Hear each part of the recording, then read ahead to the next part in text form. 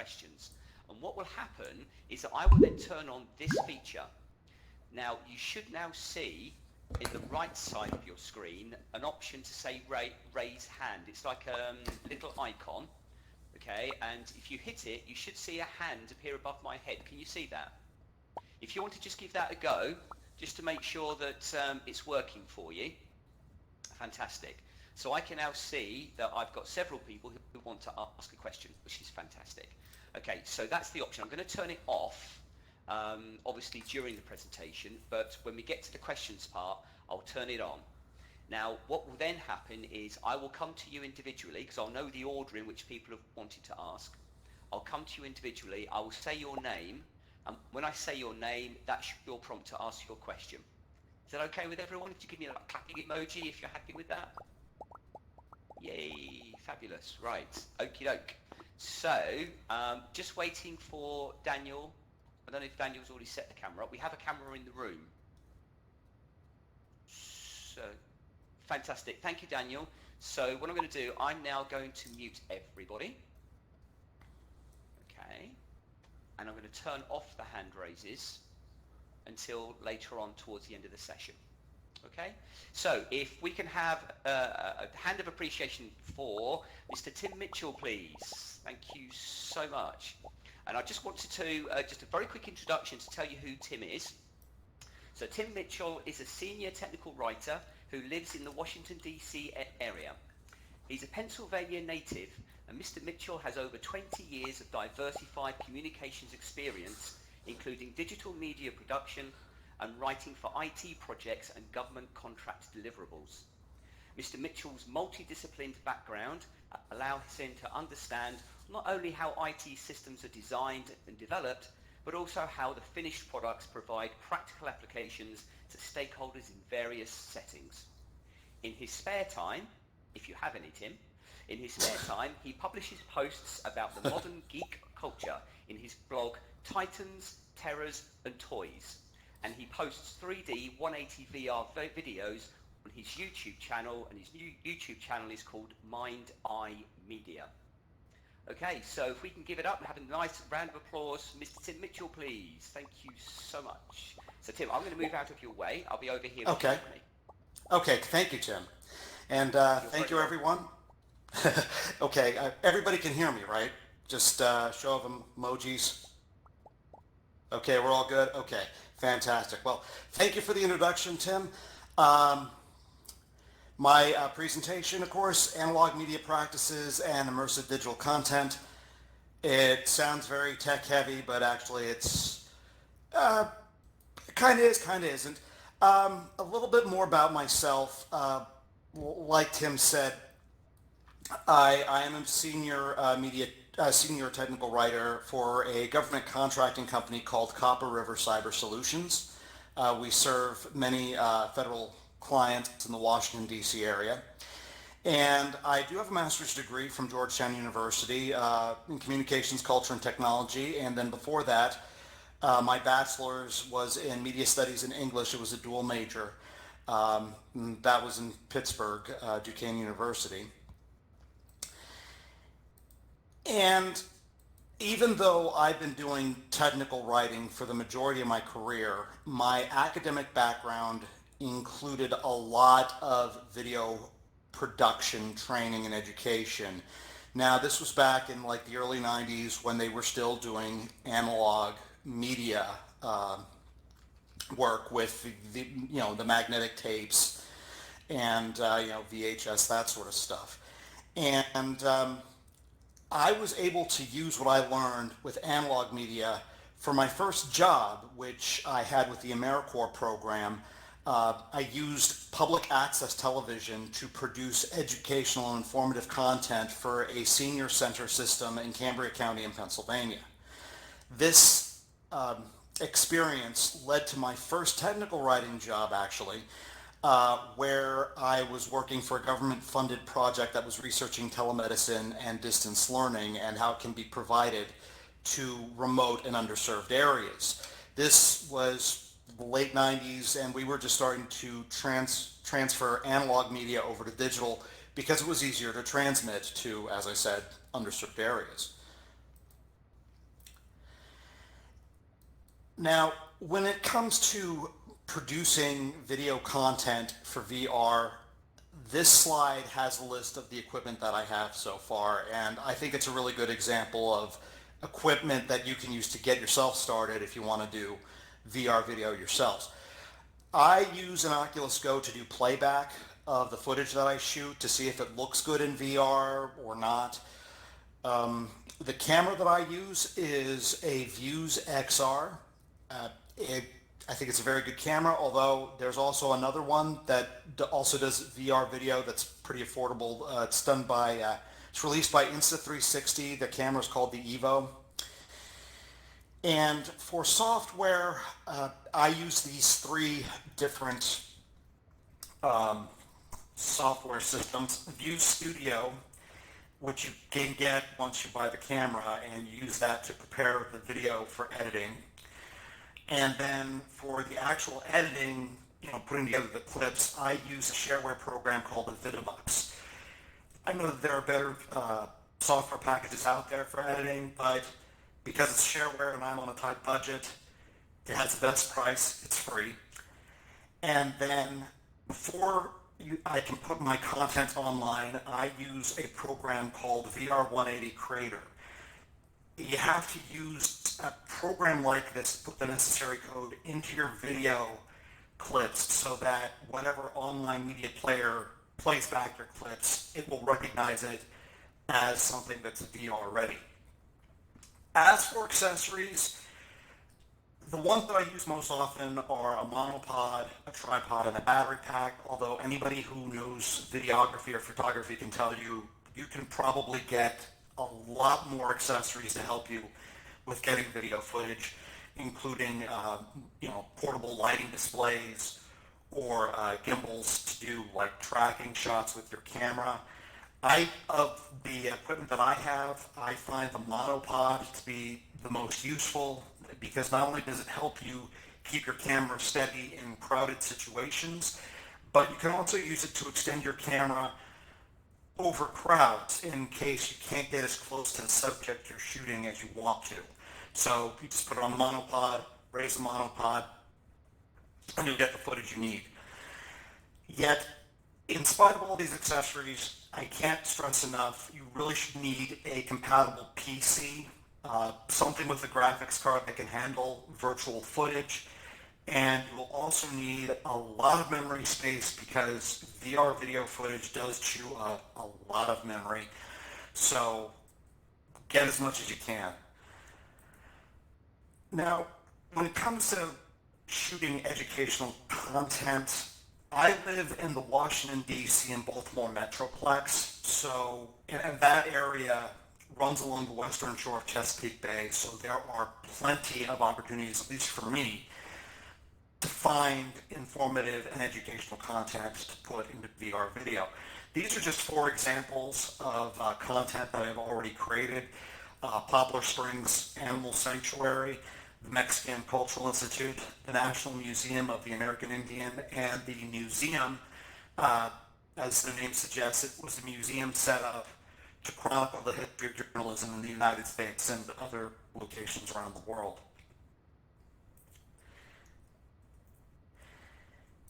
So, you want to shoot VR video? Well, this is something you got to work on public production logistics. This was true for analog media, and it's true for digital media, even if whether it's 2D or 3D.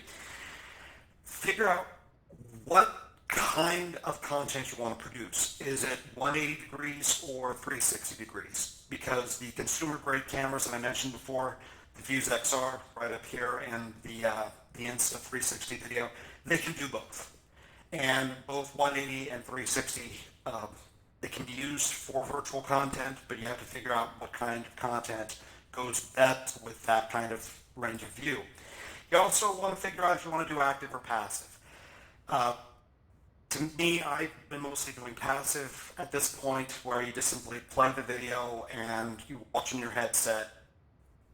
But certainly, if you want to do something more active, there is virtual tour software out there where you can insert hotspots to do a more hands-on tour, give the users more choices to where they want to go. So just something to keep in mind. Know your equipment. I can't stress this enough. These cameras that are out now, they are very consumer friendly, but they do have their own little quirks and advantages and drawbacks. So just playing with them and getting to know them goes a long way towards getting the footage that you want. I know both of the ones that I mentioned before, the cameras both have options to do Bluetooth connections with your cell phones so that you can see what the camera is shooting while it's shooting it. However, depending on the situation that you're in, that might not always work very well. So you might want to, spend some time knowing how to use a camera without the Bluetooth connection available.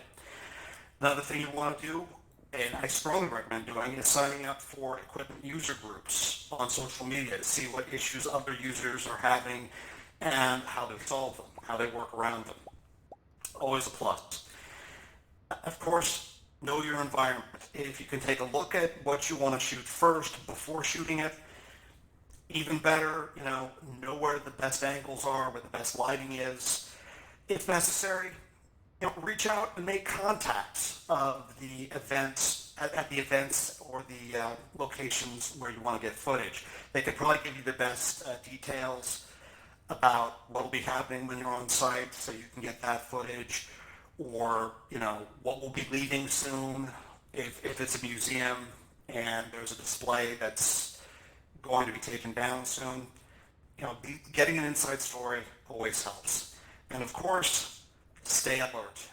This goes especially true for temporary events where things are subject to change. Certainly people who have attended this event right now have probably seen quite a few changes. So keep your eyes open. Go where you think you can get the best footage. And, like I said, stay alert.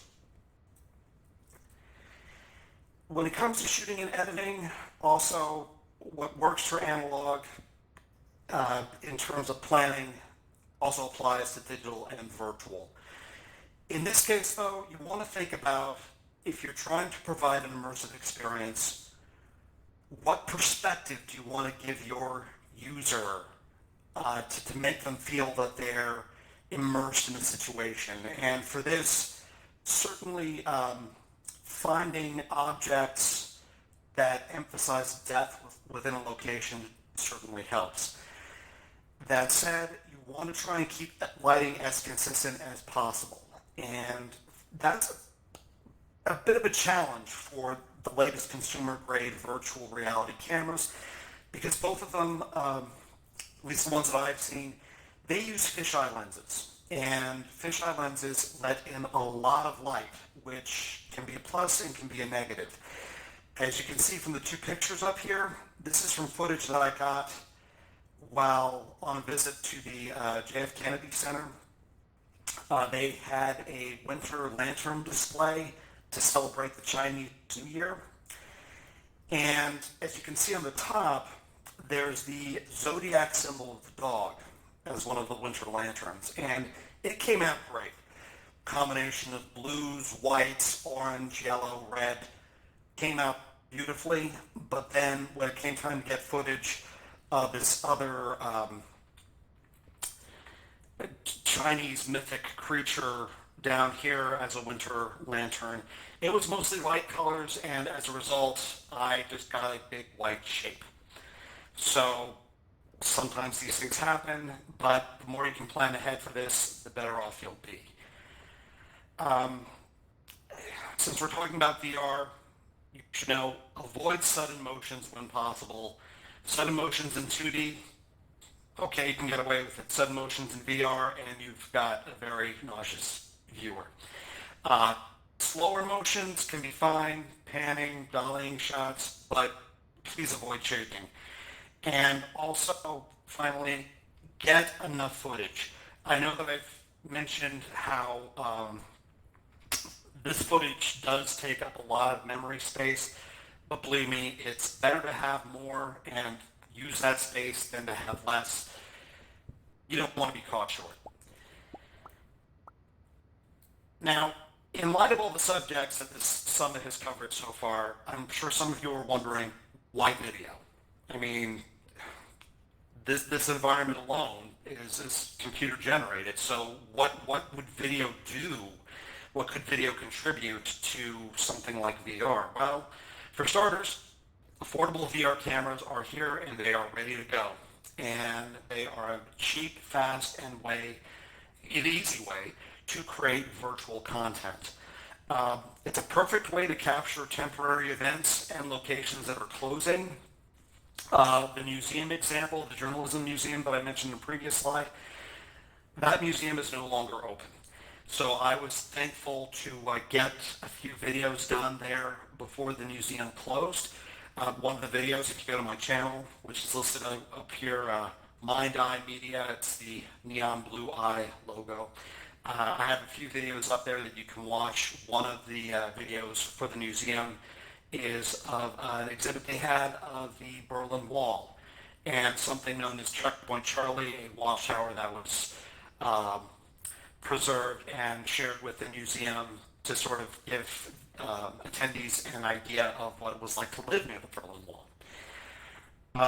Another advantage for video is it's great if you want to get footage of difficult to visit locations. Sure, there are places that you want to take your students for field trips, but that's just not always possible. And if you go by yourself, you get the footage, you can share it with your students later. And with this being the internet age, there are plenty of channels for distribution. I use YouTube. I know there's also Veer. Vimeo, I think, has virtual reality video options, and I'm sure that there are other channels just waiting to be used. Although I will stress this, and this is something that I actually had to learn with public access television way back in the day. When you use a particular distribution channel for your videos, you're at the mercy of whatever glitches the platform does have. Recently, YouTube made some changes to comply with the Children's Online Privacy Protection Act, or COPPA for short. And because of the changes they made, for a while you couldn't watch my videos in VR. I don't know what changes made to comply with COPPA interfered with my VR settings, but I had to go back into my videos and change the settings so people could watch them using VR headsets. I mean, these things happen, but you roll with the punches, you pay attention, and you should have a great way to distribute your work. As for video applications, or applications of VR video, of course, immersion spurs engagement. This is not like 3D movies of yesteryear. This is something you put your virtual reality headset on, and what you're seeing in front of you, it feels like you're there. And certainly with the tips that I provided earlier, you can make the immersive content to really engage your students. This is also, I think this is a very approachable way to make VR content. This is not something that you really need to know much coding for, or any coding at all. As long as you're interested in videography, as long as you appreciate and know how to use cameras, this is a great way to produce a lot of VR content very quickly. Also, I've been talking to somebody lately who's been introducing virtual reality to senior centers, and the content that you create for your students can also be used for seniors and senior centers as a way of, taking them on tours. So don't just, when you're out making content and you're doing it for an educational purpose, don't just limit it to students. Seniors can appreciate this stuff too. And of course, with the internet being used to distribute your content, there are many distance learning opportunities to share your content with students elsewhere in the country, if not around the world. Now, before I wrap up my presentation, I just wanted to share something that I found online that I think each of you will be interested in too. It's a perfect example of an organization that you wouldn't think of using VR anyway, because they see the usage of this medium in what they are doing. Now this place, as you can see, it's Big Cat Rescue. It's a nonprofit educational sanctuary that's devoted to saving exotic cats from fur farms, circus acts, roadside zoos, and private owners. And they have really taken to the idea of using virtual reality and augmented reality to bring people closer to big cats, to getting them to understand the need for conservation and protecting big cats. The Rescue's founder and CEO, Carol Baskin, she is a big proponent of using this new technology to help her cause. Now, they have their own website and their own YouTube channel. Most of their content is 2D videos, but they make a point to produce at least one VR-ready video per week. They do both 360 and 180. The 180 videos, of course, they're in 3D, and they are quite stunning, I can tell you. You really get up close and personal to these majestic animals. And if you want, you can see up here, Big Cat Rescue even has their own customized Google Cardboard viewer. So, you can experience what they have to offer while using the officially licensed Big Cat Rescue viewer. They even put together augmented reality zoos and CGI tigers so that people can interact with the cats without endangering the cats. And I just think this is a wonderful way to educate the public and really get them engaged through augmented reality and virtual reality. So that's my presentation. Thank you very much for attending, and I'm ready to take whatever questions you may have. Excellent. Thank you very much.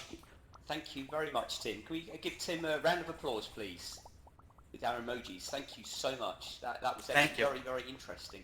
Very interesting. Thank you. Okay, so folks, what I'm going to do now is I'm going to turn on the option to be able to ask questions.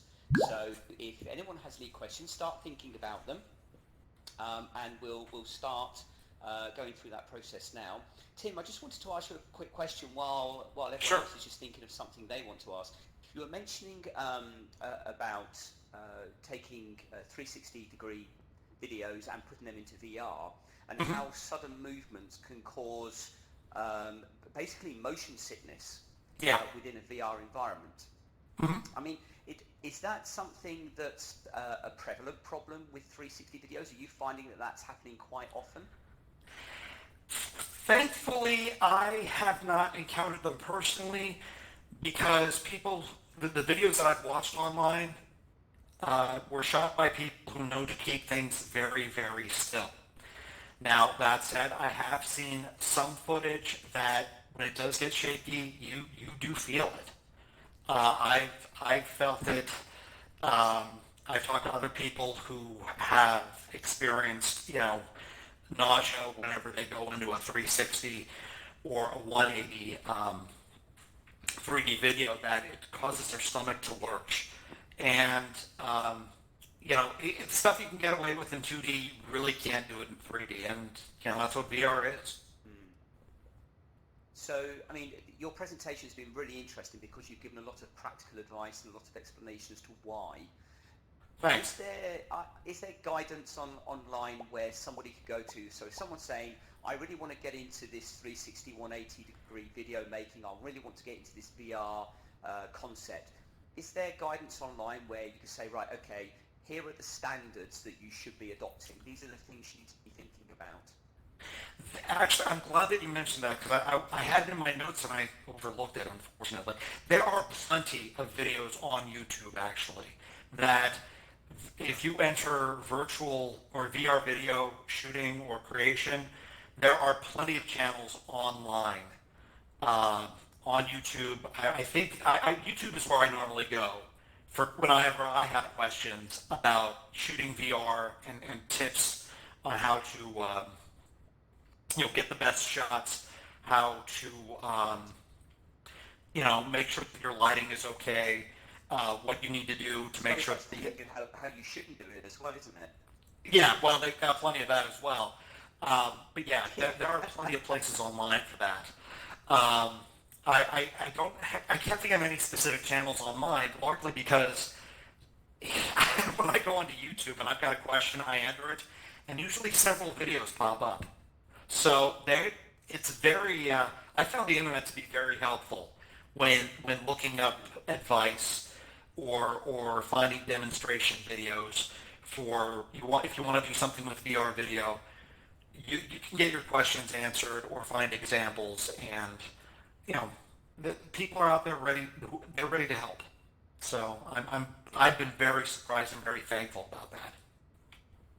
That's useful. Of course, it's been really good because you've brought all of that advice and guidance and brought it here to the Educators in VR conference and been able to share it with us. It's being live streamed as well, so it's going across YouTube and other channels. So that's Thank really you. nice because you've kind of made those points for us and summarised it really well, and I've really enjoyed it. Thank you.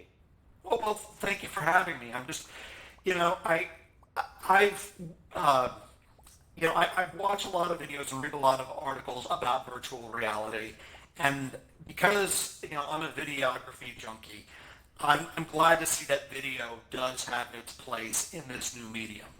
And now that the technology is becoming cheaper, I really do hope that more people are coming on board. That's why I mentioned Big Cat Rescue.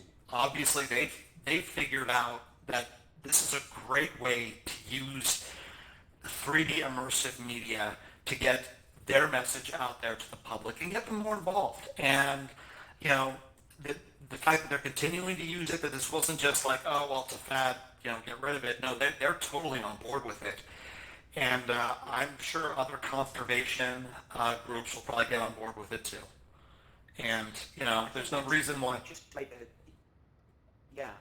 made a really interesting point there actually, because there's some real ethical and moral issues, isn't there? When you are trying to interact with something in its natural habitat, you don't want to disturb it, but you want to interact with it. And I think this medium is a really good way of being able to do that, while protecting what it is you're trying to protect. And so it's actually meeting their ethical and moral ethos as well. Yeah, it really is, and of course, and that's just, that's one example of VR being good for it. And like I said, for the museum, that museum's closed now. We're not getting it back, and so I'd like to think that with the videos that I've taken, people can actually do kind of a virtual visit of the museum and some of its exhibits before it closed. So yeah, conservation. History, isn't it? Yeah. So yeah, I really hope more people enjoy this. And I live in, like I said, where I live, finding locations of historical and cultural significance, that's easy for me to do. But I'm sure everybody who's listening, who's watching my presentation, you've got places in your own backyard that are ready for virtual content creation.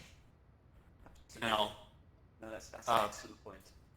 Yeah. So, get those cameras, get out there, and get that footage. Absolutely. No, that's great. Thank you so much.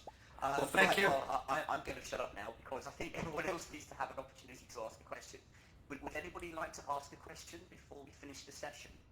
If you would like to ask a question, just use the raise hand icon in the bottom right corner of your screen, so I know that I can unmute you and give you a chance to ask. If anyone has a question, please do so now. Okay. So, just to unmute. There we go. Susan, you have a question. Please go ahead and ask. Yes, thank you so much for this presentation, Tim. Excellent. I love the practical focus.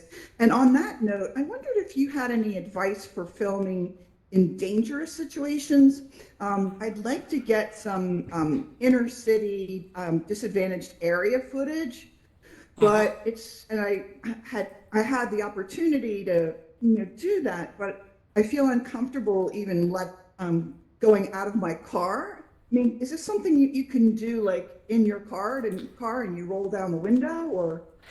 Well, you can do that, but I've actually wrestled with this a few times myself, because you think, okay, especially if you're on a limited budget, but you kind of have to weigh the pros and cons about what you're out to accomplish. And while you could get footage while you're in the car or, sticking the camera out of the car, you really want to get as close as you possibly can to your subject to increase the feeling of immersion. So for a situation like that, when I said earlier about making contact and having people with you to help you get the footage, that's, I think, the best thing you can do. Making contacts, getting to know people who really have the inside story. They can tell you where to go, get the best footage, and certainly help you get in and out of the areas you want to get into without without endangering yourself. Thank you. Very, very important point. Yeah. You know what's really good about this both being called Tim?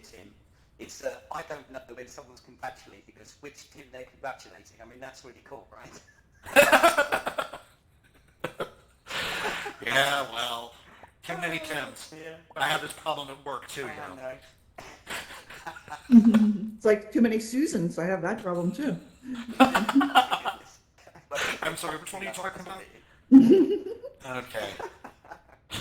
All right. Okay, any other questions? Any other questions before we close the session? Oh, sorry about that. I hit the wrong key. Okay. Hold on. You can come back, Tim. That's okay. I just knocked myself off the stage. Thank you so much, everybody. Yes. Thank you. Let you know, the next session, let's give some of a round of applause, please. Thank you. Movies. Thank you. It's wonderful. Just to let you know that the next session that's coming up in around about 20 minutes' time is exploring the VR community growth, and that's with Sonia Haskins.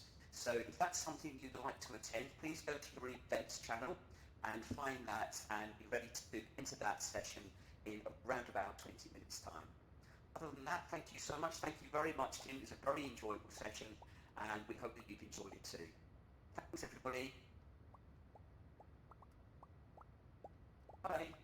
Thank you.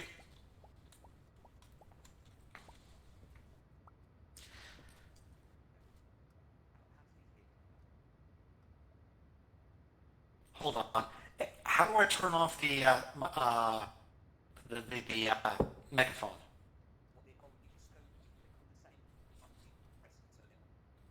Okay, I'm gonna have to go back to the. I'll be right back. I have to go back to. I guess go back to the. Oh, crap! I really screwed myself up here. Hold on. I don't have to log out of here, do I? So I'm either muting myself or you can hear me, right? Okay. Because the megaphone icon is still on. I don't know why. Oh well. All right. Well. Yeah. Yeah. The host tools icon just disappeared.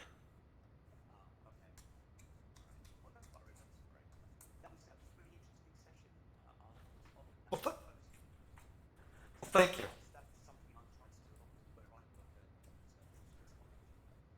Okay.